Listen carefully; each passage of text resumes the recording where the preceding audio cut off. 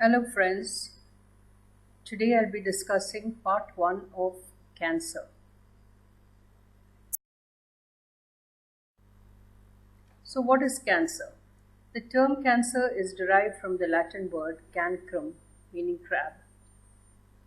Now the term neoplasm refers to any abnormal new growth of tissues. And what is tumor? Tumor is a mass of tissue formed due to abnormal proliferation of cells. Now the tumors can be of two types. It could be benign, that means it does not invade or spread to other sites, and also it does not destroy the tissue in which it originates. Tumors are called malignant when it is able to invade and spread to other sites. It is also able to destroy the tissue in which it originates. Now, what are the characteristics of the cancer cell? The cancer cell is able to proliferate rapidly. Secondly, the control on growth becomes diminished. It loses the ability of contact inhibition. It is able to activate invasion, that is, it's able to invade other tissues, and therefore it is able to metastasize. It is insensitive to anti-growth signals. It stimulates angiogenesis and it evades apoptosis.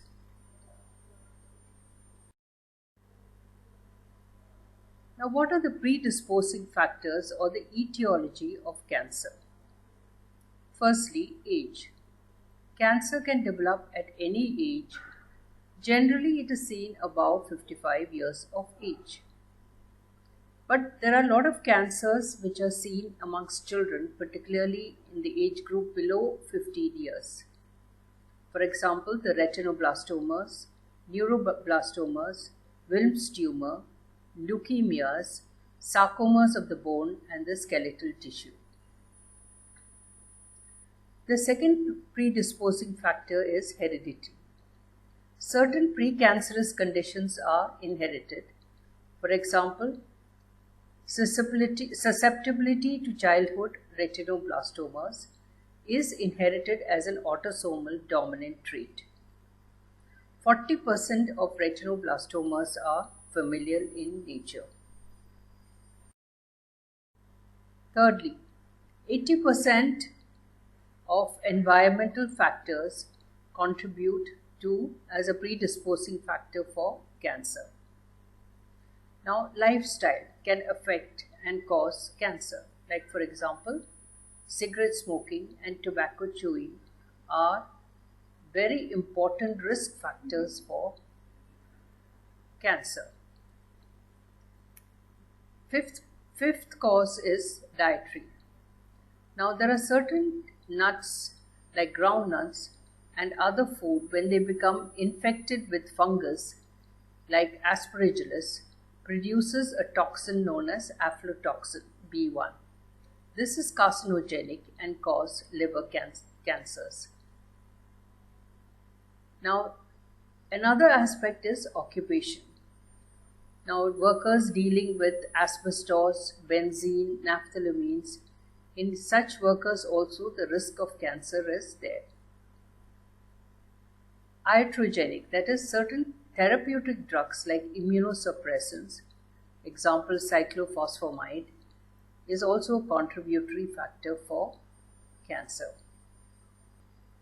Lastly, there are certain acquired precancerous disorders like cirrhosis of liver can progress to hepatocellular carcinoma. Ulcerative colitis can progress to adenocarcinoma of the colon. So this pie chart depicts some of the predisposing factors for cancer, where you can see the occupational factors.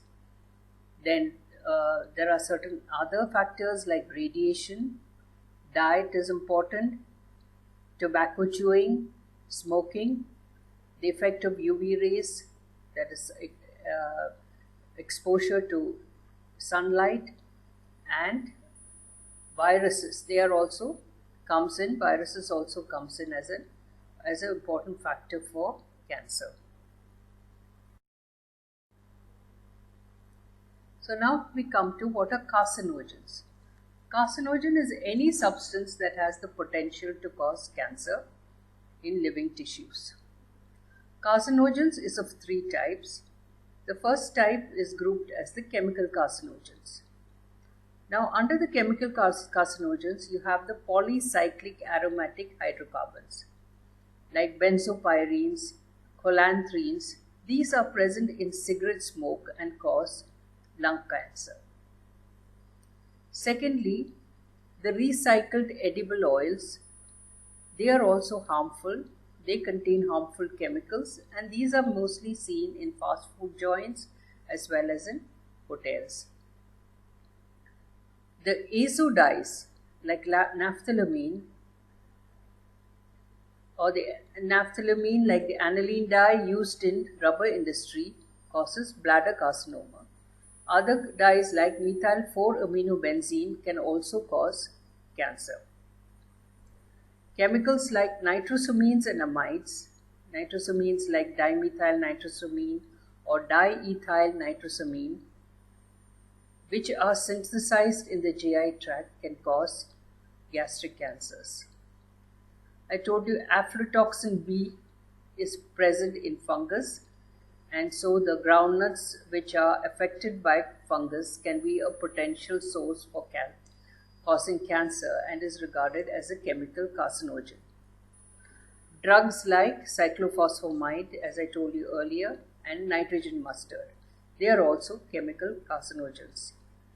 Minerals like cadmium, beryllium, nickel, asbestos, saccharin, they also cause, and also other substances like asbestos and saccharin can also cause cancer. So this is the main examples. The second chemical carcinogens, there are many other examples of carcinogens. I've selected a few of the very important ones. So this could be ionizing radiation like X-rays, UV light, gamma rays. Now, in the case of UV rays, they form free radicals which then can transform the DNA and cause skin cancers. Ionizing radiations like alpha particles, neutrons can cause leukemias and lung cancer. Now, these radiations can act directly and damage the DNA. So, what type of damage does it cause? It causes DNA strand breaks, it causes cross-linking, it causes the formation of pyrimidine dimers. It also can have an indirect effect, that is, these ionizing radiation can have an indirect effect by producing free radicals, which interacts with DNA and causes damage to the nucleic acid, that is the DNA molecule. So the effect of the UV rays is particularly seen in countries like Australia, where the incidence of skin cancer is very high.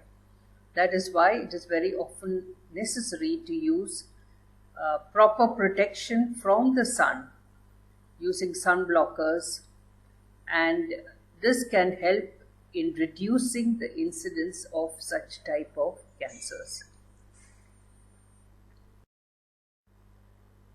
Now, an example of ionizing radiation was seen in the case of an atomic war, like we saw at the end of World War II in 1945, the bombing of Hiroshima and Nagasaki. The numbers killed in the case of Hiroshima was between 90,000 and 1,66,000, whereas in Nagasaki, the number of people killed were between 60,000 and 80,000.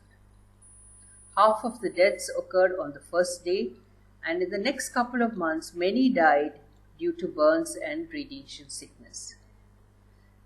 Studies done subsequently over a period of time showed that amongst the 44,635 survivors, 7,851 had malignancies due to the atomic radiation. One type of cancer which showed a particular increase was leukemias, particularly within the first 3 years. Now, the third type of carcinogen is the oncogenic viruses. Now, the involvement of viruses and their role in cancer was identified by Peyton Rouse in 1911. This is due to the integration of the viral genes into host DNA, and this is a very important cause of cancer. Both DNA and RNA viruses can cause cancer. The multiplication of the viral genome is not controlled by the regulatory checks and balances of the host cell mechanisms.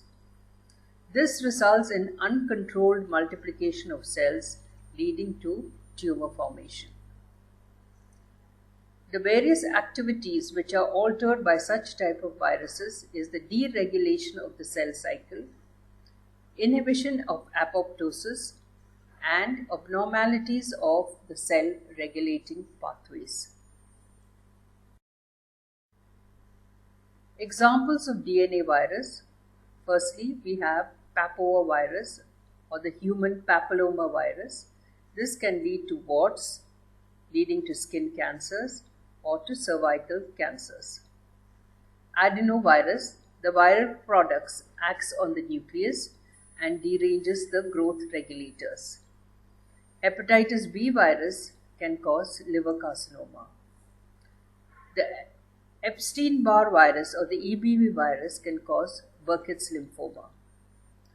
The herpes simplex virus can cause nasopharyngeal carcinoma.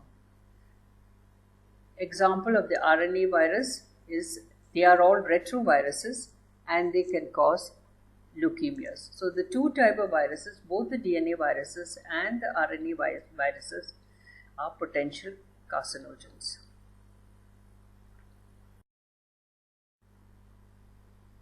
Now let's look at what are the characteristics of the chemical carcinogens.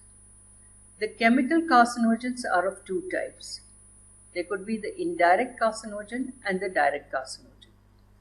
The direct carcinogens acts directly. It interacts with the DNA, causing cellular transformation. The indirect carcinogens require metabolic activation. That is, such carcinogens, which are known as procarcinogens, have to be converted through this reaction. That is, the procarcinogens gets converted to the proximate carcinogen and then to the ultimate carcinogen. This conversion or the activation of these procarcinogens are done by cytochrome P450. So they are metabolized or activated by cytochrome P450. So what are the options for procarcinogen? As you can see in this figure, the procarcinogens can be converted to, if they are not activated, they can be converted to an inactive metabolite and it is excreted. The procarcinogens can also be converted to the level of a proximate carcinogen. Then once the proximate carcinogen is formed, it then gets converted to the ultimate electrophilic carcinogen. Procarcinogens can also be converted directly to the ultimate electrophilic carcinogens. Now, this electrophilic carcinogen is able to bind to nucleophilic sites of the DNA, and then they are able to transform the DNA, which initiates the process of carcinogenesis. Now, so this covalent binding causes unrepairable damage, mutations leading to cancer. Most chemical carcinogens are mutagens.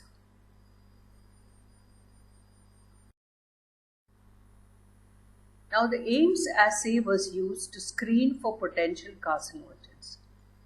This assay uses a special strain of Salmonella typhimurium, which is deficient in the amino acid histidine.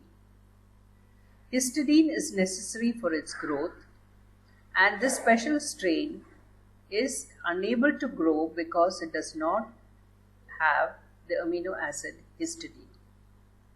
Now, if a carcinogen is added, what happens? It causes a mutation, and histidine, at this and what happens is the His minus gene gets converted to a His positive gene, and so the organism is now able to synthesize histidine, and because it is able to synthesize histidine, it is able to proliferate, and bacterial colonies are then isolated. This assay is able to identify almost 90% of the known carcinogens. So now look at the figure. A special strain of Salmonella typhimurium, His minus, is inoculated onto the surface of a culture plate. So this medium lacks histidine, and so the bacteria will not be able to grow in this medium. A small well is cut into the agar, and a suspected chemical mutagen is now added to the well. That is step 2, the addition of a chemical mutagen. Now the chemical diffuses through the culture medium. Now there are two options. So look at, when you see the option on the left, we see that if the chemical is not a mutagen, the bacterial cells are unable to synthesize histidine, they do not grow, colonies will not appear on the medium. Look at the culture plate on the right. If the chemical is a mutagen, some bacterial cells will undergo a mutation, so they are able to synthesize histidine, and visible colonies soon appear on the medium.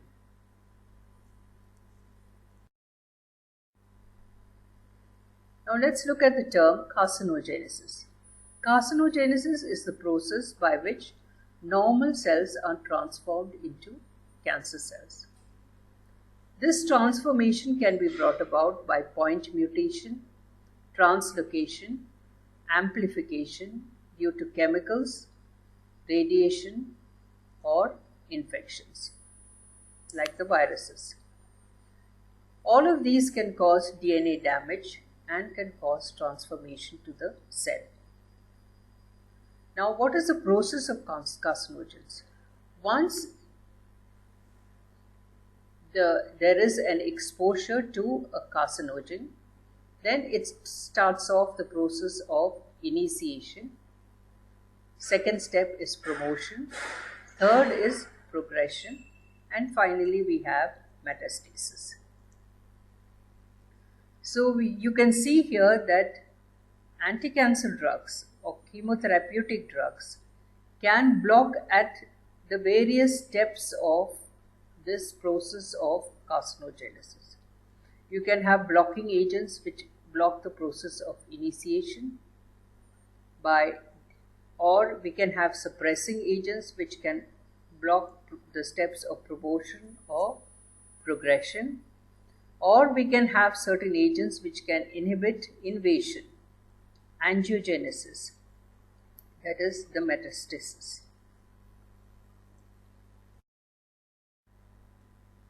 Now the mechanism of carcinogenesis was explained or the model was understood when they used experimental mice.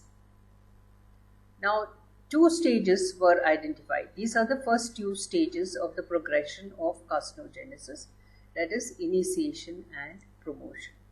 So the experiment was done on mice, that is they were trying to develop skin tumors on mice.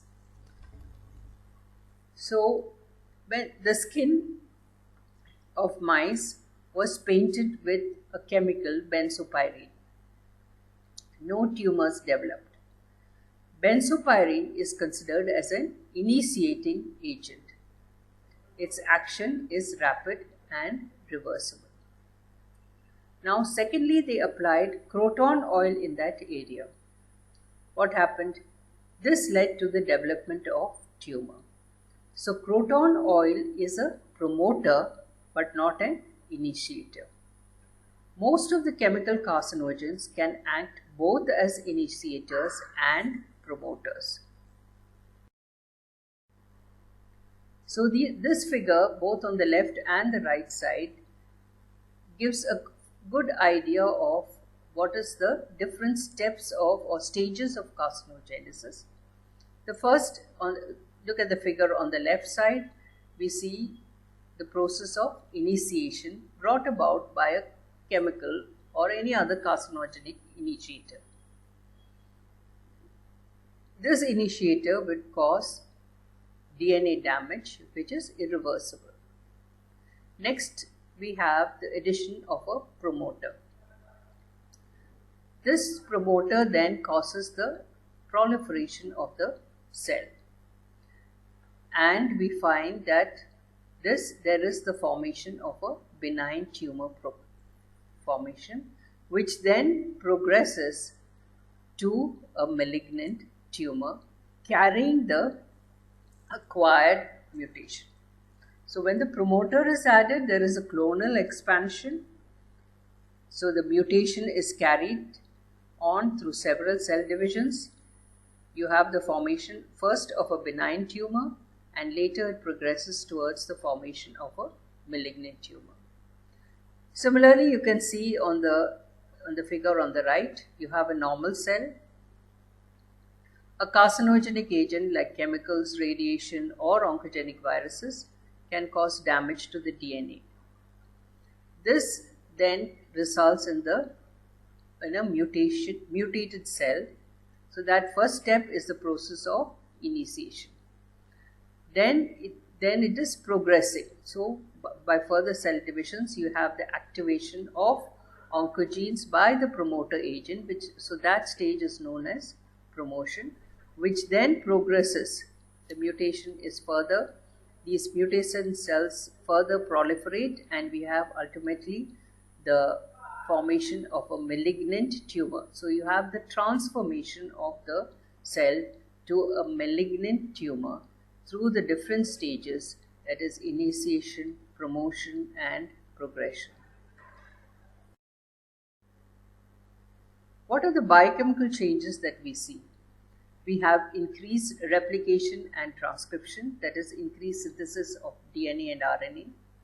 There is increased glycolysis, anaerobic and aerobic glycolysis is increased because of energy demand.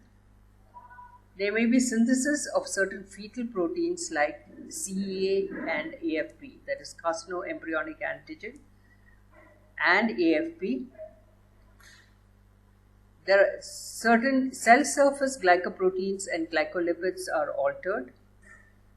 There are increased secretion of certain enzymes, that is proteases and protein kinases, appearance of new antigens, and inappropriate synthesis of certain hormones and growth factors.